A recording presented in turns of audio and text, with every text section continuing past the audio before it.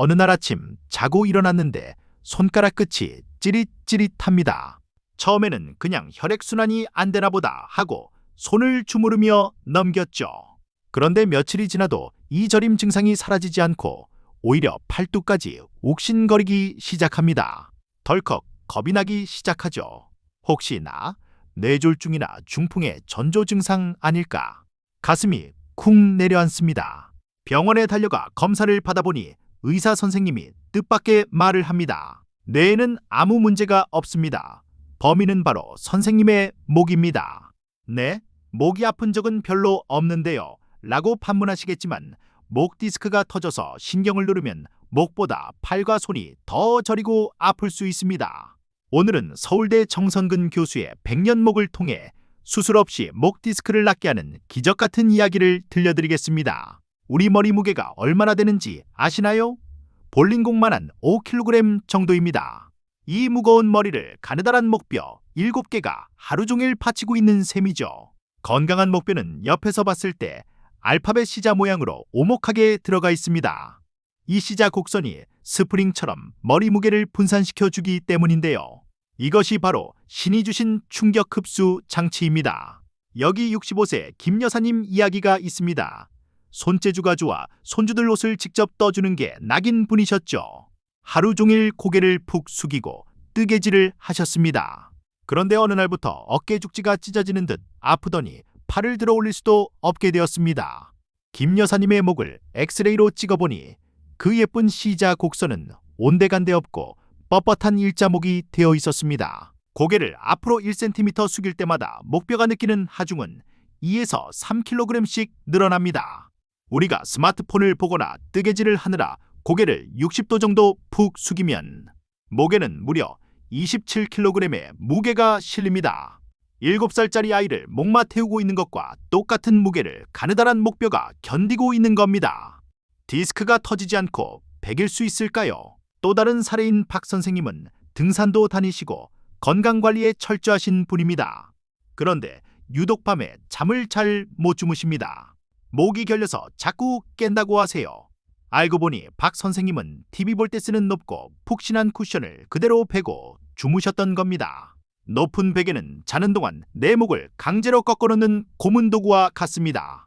목이 뻐근하니까 운동을 해야겠다 싶어서 목 스트레칭을 열심히 하시는 분들 계시죠? 턱을 가슴 쪽으로 당겨서 뒷목을 쫙 늘리는 동작, 혹은 손으로 머리를 옆으로 꾹 누르는 동작. 만약 목 디스크가 이미 손상된 상태라면 이런 운동은 찢어진 상처를 다시 벌리는 것과 같습니다. 시원한 느낌은 아주 잠깐이고 디스크는 비명을 지르게 됩니다. 그럼 도대체 어떻게 해야 할까요? 정선근 교수는 말합니다. 디스크는 가만히 두면 저절로 붙는다라고요. 우리 몸에는 상처를 치유하는 놀라운 능력이 있습니다. 손가락을 베이면 반창고를 붙이고 물이 닿지 않게 조심하면 새살이 돋죠? 디스크도 마찬가지입니다. 찢어진 디스크가 다시 붙을 수 있도록 좋은 환경만 만들어주면 됩니다. 그 좋은 환경을 만드는 방법이 바로 신전 동작입니다. 아주 간단합니다. 허리를 꼿꼿하게 펴고 가슴을 활짝 엽니다. 양쪽 날개뼈가 서로 닿을 듯이 뒤로 모아주세요. 그 상태에서 고개를 천천히 뒤로 젖혀 천장을 바라봅니다. 목 앞쪽 근육이 늘어나는 느낌이 드시나요? 이게 바로 망가진 C자 곡선을 되살리고 디스크를 제자리로 돌려보내는 황금 동작입니다. 이 동작은 언제 해야 할까요? 생각날 때마다 수시로 하셔야 합니다. 스마트폰을 보다가도 10분에 한 번, 설거지를 하다가도 잠시 멈추고 하늘 보기, TV 보다가 광고 나올 때 한 번, 특히 목이나 어깨가 뻐근하다 싶으면 통증이 사라질 때까지 자주 해주세요. 단, 고개를 뒤로 젖혔을 때 팔저림이 심해지거나 통증이 극심하다면 멈추고 전문가와 상의해야 합니다. 동작을 따라 하다 보면 목 한가운데가 뻐근하게 아플 수 있습니다. 겁내지 마세요. 이것은 디스크가 제자리를 찾아가면서 생기는 좋은 통증입니다. 마치 상처에 소독약을 바르면 따가운 것처럼요.